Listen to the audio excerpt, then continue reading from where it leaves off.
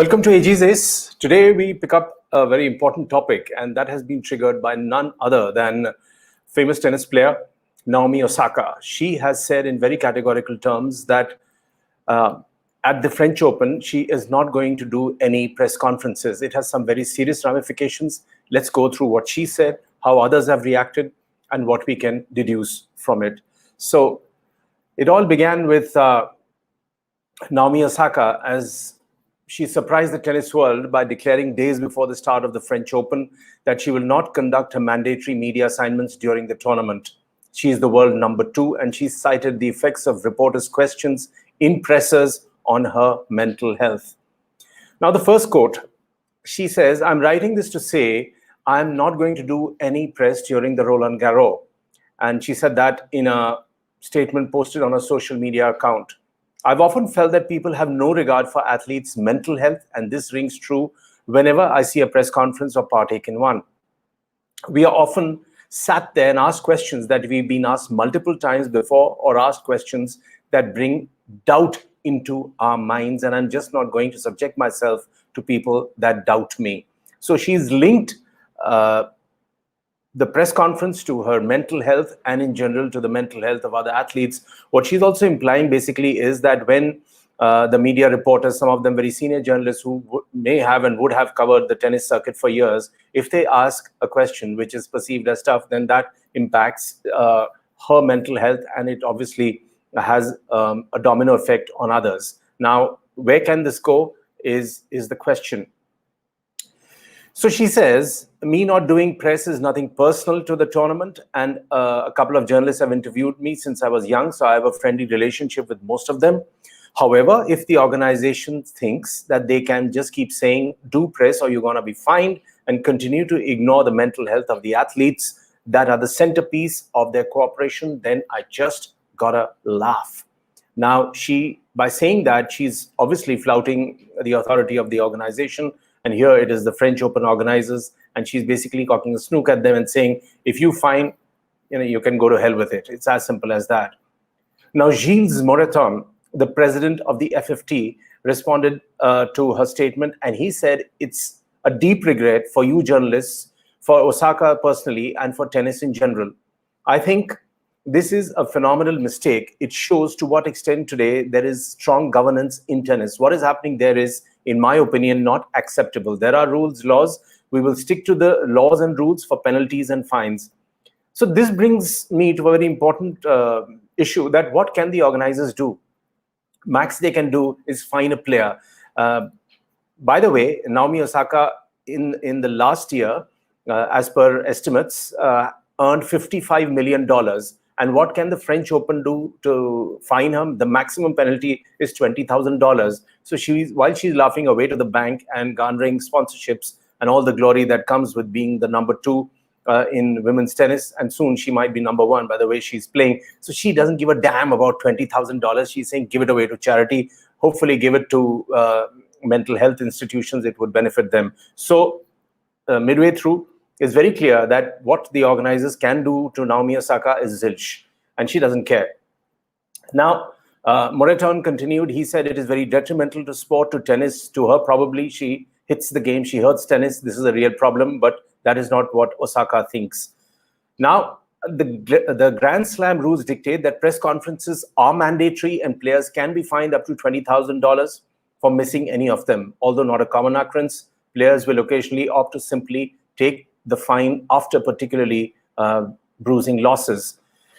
Djokovic did so after he was disqualified from the 4th round of last year's US Open because he accidentally struck a ball at the neck of a lineswoman, if you remember, and he was disqualified for the tournament. He opted out. Likewise, and here this is important, between 2015 and 2016, 7-time Grand Slam champion Venus Williams opted not to conduct numerous press conferences. The previous fines have rarely approached the maximum, so which just shows that this is meaningless.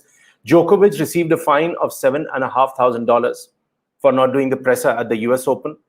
Venus Williams has received fines of $3,000 and $5,000 approximately. Again, it means nothing. It has zero impact on the players.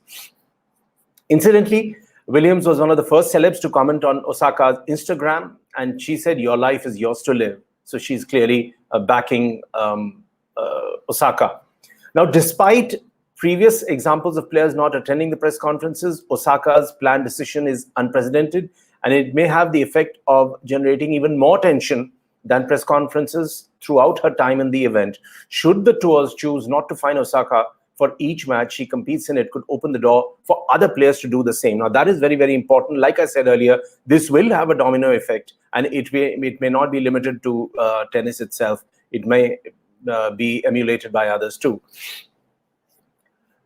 After Osaka made the announcement, NFL player Marshawn Lynch on Insta said, "I'm just here, so I won't get fined," which is what he said when he attended a presser, didn't utter a word, and said that I'm here. I'm not going to take any more questions. I'm not going to answer anything at all. I'm here, but I'm not going to answer any question. So that was a funny way of responding. Osaka's decision not to interact with the media has also been seen in other US sports, with other stars preferring to interact directly with their supporters. Excuse me. Now, this season, the NBA star Kyrie Irving has been separately fined $25,000 and $35,000 for breaching media protocol. He wrote in a statement last year, "I'm for truth, no matter who tells it. I'm for justice, no matter who it's for or against. I do not talk to pawns. I do not talk to pawns. My attention is worth more." He then went on to say, "I absolutely understand Osaka's decision in terms of when a player loses a match and tennis." This is by Iga Swiatek's psychologist, Daria Abramovich, and who said that tennis is such a specific sport because at the end of the tournament, only one person does not lose. The last thing that I want Swiatek to do, to be completely honest with you, after she loses a match, is that she does the press. So if in the final any player loses the match, they obviously wouldn't want to face the press. I think it's quite a ballsy step again from her. I can understand, because I was on my way to the championship. I switched everything off. No media, no news, no emails, said former Formula One champion Nico Rosberg.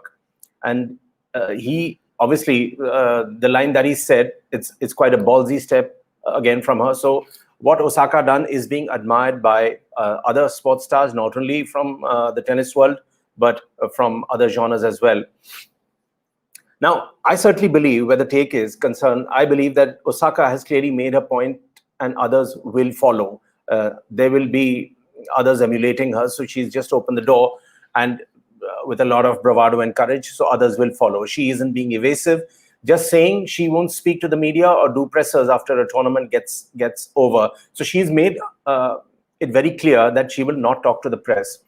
I don't think there's much to linking this with her own mental health, as that's a hook on which this story hangs. I'm very clear about it, because she hasn't had any history of mental illness. So this is just a clever way of saying that it might impact my mental health. You should be worried about my mental health. And yes, we also saw that Williams, part of the Williams sisters, she broke down to an innocuous question after a loss in the US Open, but it had more to do with her being upset. I saw that interview, and it was a fairly innocuous question from a journalist saying that when it came to the unforced errors and to your own serves, did you have a problem? So she just broke down and walked away. Media, and I'm from the media, so media has a job to do. Asking questions is part of the job. So if more and more sports stars refuse to do pressers, then fines won't be enough to change the equation, because they don't care. And like I said, that if you compare to what Naomi earned and to the fines that she might have to pay, it's laughable. And no wonder she's saying, I got to laugh. Organizers will have to figure ways to negotiate a solution. Small fines are not enough. Neither are big fines. Can a player be stopped from a tournament on this ground? But if that player is a #1 player, then what do you do? Many issues to ponder over. But Naomi Osaka has not only opened the door for others to follow, she has made her point stridently clear. She is not going to talk to the press, and this is just the beginning. Thanks for watching AG's Ace.